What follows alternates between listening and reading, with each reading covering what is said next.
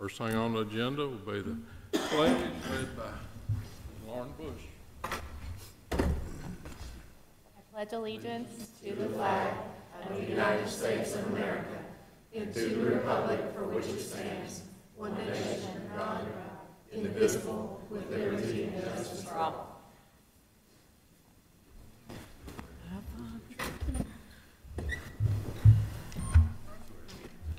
All right, appreciate everybody being here on this nice sunny afternoon. First thing on the agenda after the pledge is going to be the approval of the agenda. Have a motion? Move to approve. Thank you. Second? Second. Thank you, Mr. Young. All in favor, say aye. Aye. Opposed? Okay. This time, I guess we'll turn it over to Ms. Bush. Thank you, Chairman. So I want to quickly describe, TSBA does an annual policy audit for us, and then we heard from Emily Warren, who is assistant to the director of policy at TSBA. She sent us an email earlier this year with a survey of our policy audits and suggested these changes. So I'm going to go through those first, and then we'll cover our general policy changes. And if anybody has any questions about that, we can talk about that as we go along. The first recommended change was to the safety policy, policy 3.201. Non-material changes were made in lines 1 and lines 4 through 5. Language related to emergency drills and disaster preparation were broadened, as these specific programs are subject to change. So every year, the statute says specifically we were to conduct these types of emergency drills. Those can change from time to time, but typically include fire, severe weather, earthquake, and bomb threats. There could be something added, which is why TSBA recommends that we just leave it as emergency drills and follow the statute. The same thing goes for disaster preparation. Additionally, language specifically related to providing this information to local law enforcement agencies has been added pursuant to TCA 496804. Are there any questions about that policy, those policy changes? Do we need to approve that? We need to make the motion to recommend to the board for approval. Okay. That's policy 3.201 for safety. Need a motion to approve. Motion to approve. Thank you, Ms. Sharp. Second? Second. Ms. Moore. All in favor, say aye. Aye. Opposed? Thank you. Next one. The next one recommended by TSBA's policy audit is policy 4.211. This is a new policy, which is why the rescind information and the issue date is not included here. This would be a brand new policy to be adopted by our board and applies to our work-based learning programs.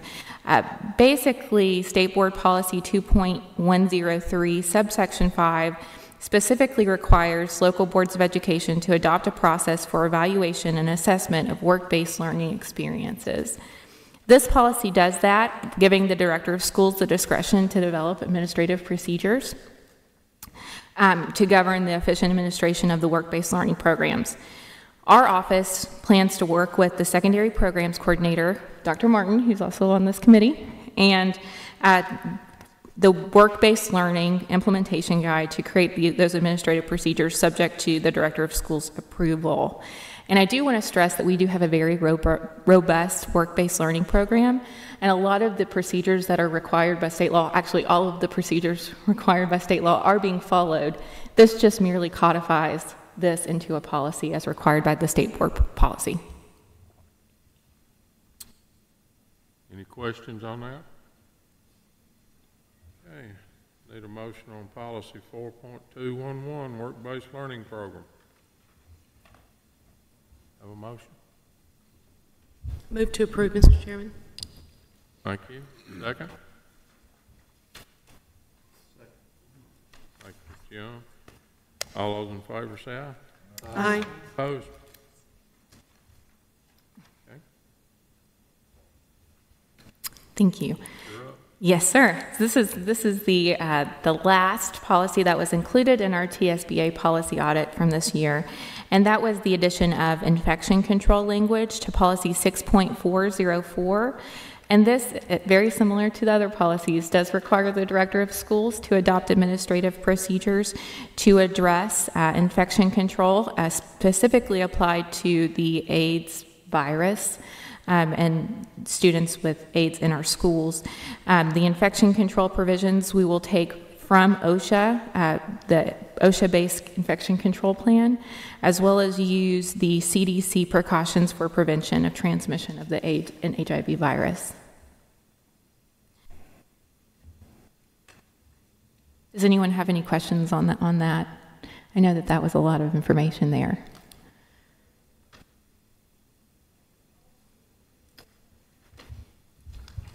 Okay, if you have no questions, need a motion on policy. So moved, Mr. Chairman. Thank you, Mr. Jordan. Need a second? Second. Thank you. All those in favor say aye. Aye. Opposed? Okay, policy changes. Okay, so these are general policy changes necessitated by either changes in the environment here at the central office or discussions based on our last policy committee, at our last policy committee meeting. The first being policy 1.407. The Tennessee Public Records Act requires the district to designate a records request coordinator. The language in this policy has been broadened to designate the office of staff attorney, just in general, not naming a specific person. This does comply with the state law, but keeps it broad enough to where we don't have to change it every time someone moves positions.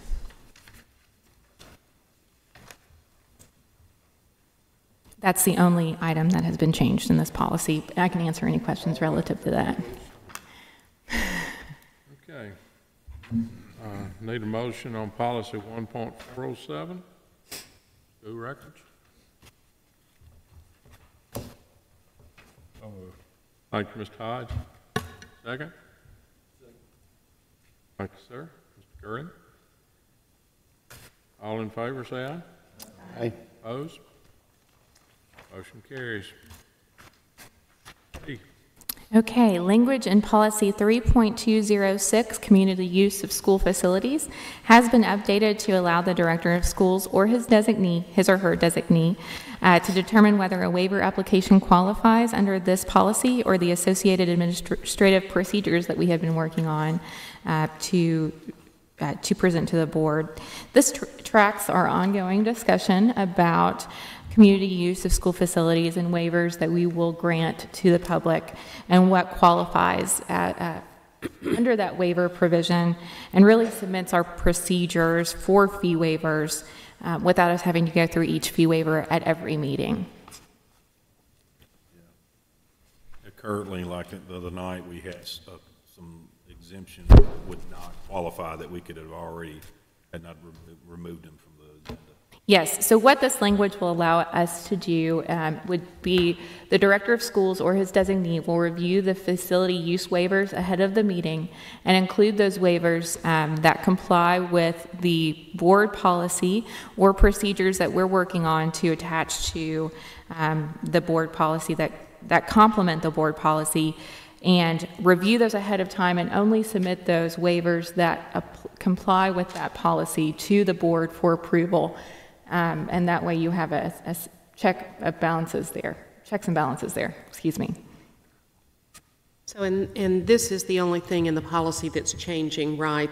All the things that the committee came back with a couple of years ago, as far as the restructuring of the policy, are remaining the same as far as the requirements and criteria for fee waiver usage and that sort of thing, right? That's correct. Okay, thought so. I just wanted to clarify. The administrative procedures that we are working on and should have a draft to you soon do just take this language in section 4 and break it up to where it's clarified that only those organizations that are listed here are included in the fee waiver structure and can be submitted for fee waiver to the board. So this would still come to the board as far as it'd be an item to be voted on. It would not be on the consent agenda. It would still be an item to be voted on, so the board could make recommendations at the work session to amend anything that was submitted for approval or deny any application fee waivers as well.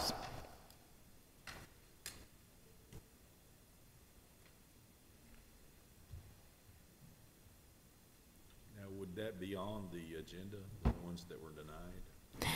We will still submit a list, just like we do now.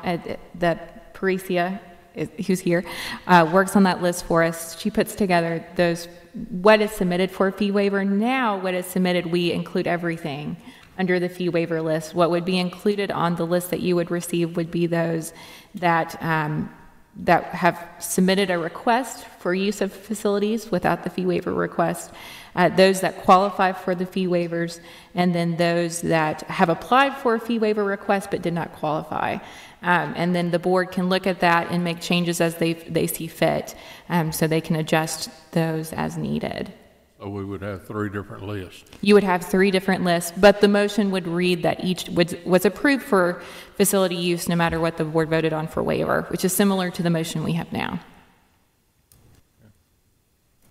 So if the director determines they don't qualify, can you just put for information only and just say this is coming for information only, so the board doesn't have to take any action on it because the director's already determined it does not qualify? We could do that. So then the ones that would come before the board are the ones that look like the director thinks will qualify. Right. The board has to approve them. Yeah, and if I'm reading this, the wording would match with that, because it says, and present compliant fee waiver requests to the board for approval or denial. That way the board doesn't have to take up every one of them. request. Exactly. No. That's exactly right. Any other questions? Okay.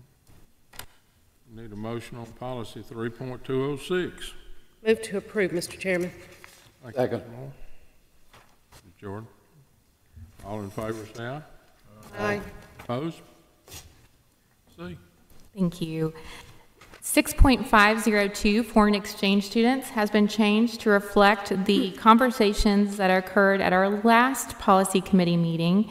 Pursuant to those conversations, we have changed the language in lines 25 through, I think, 2 to 3 on the next page, on page 2 of that policy, to give the individual high school principals the discretion to determine the number of foreign exchange students placed at each school, taking into account the factors listed in lines 9 through 12, which include whether the students have sufficient command of the English language to enable them to participate in the general curriculum, appropriate curriculum offerings that can be provided for the student at the individual school, and would allow the principal to take into account any overcrowded situation and to not further aggravate that situation there.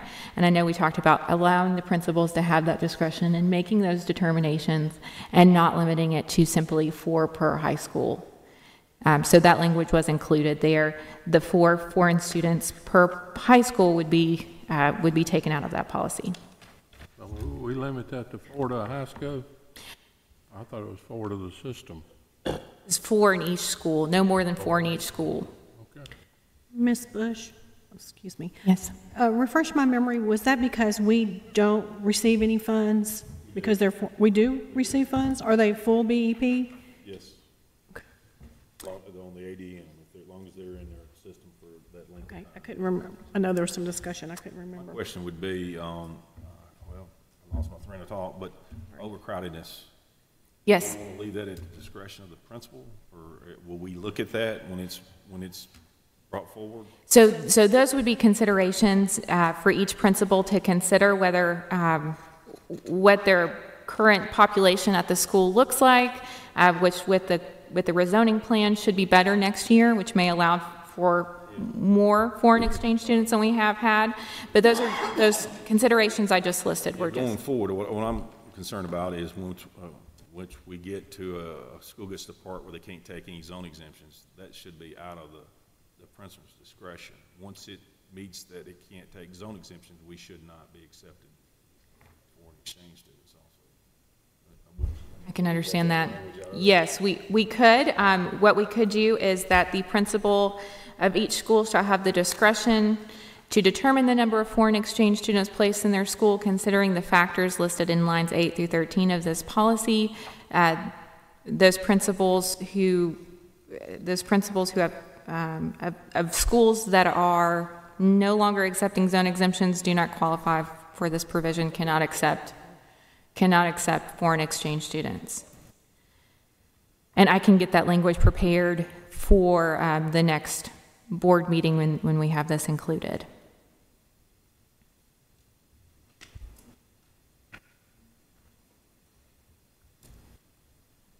Does anyone else have any questions about that policy or have any issues with that additional language?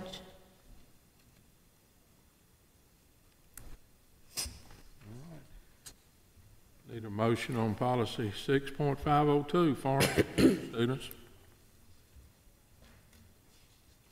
With the amendment, with the amendment, including With the amendment.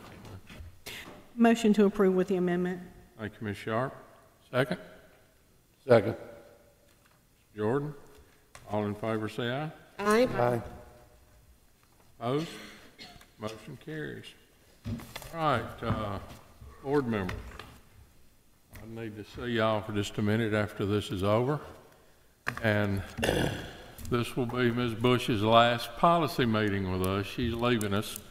I can't imagine why anybody would want to leave this fine group, but I'm sure she has good reasons. It's been an honor to serve in this position and an honor to work with each of you, and I appreciate the hard work and dedication that you put and the thoughtful consideration that you put into approving each of these policies and listening to me for sometimes like over an hour at a time. You are going to be missed. Yes. Thank you. Thank you. We appreciate what you've done for us. Okay. Is there any other business? And we are adjourned.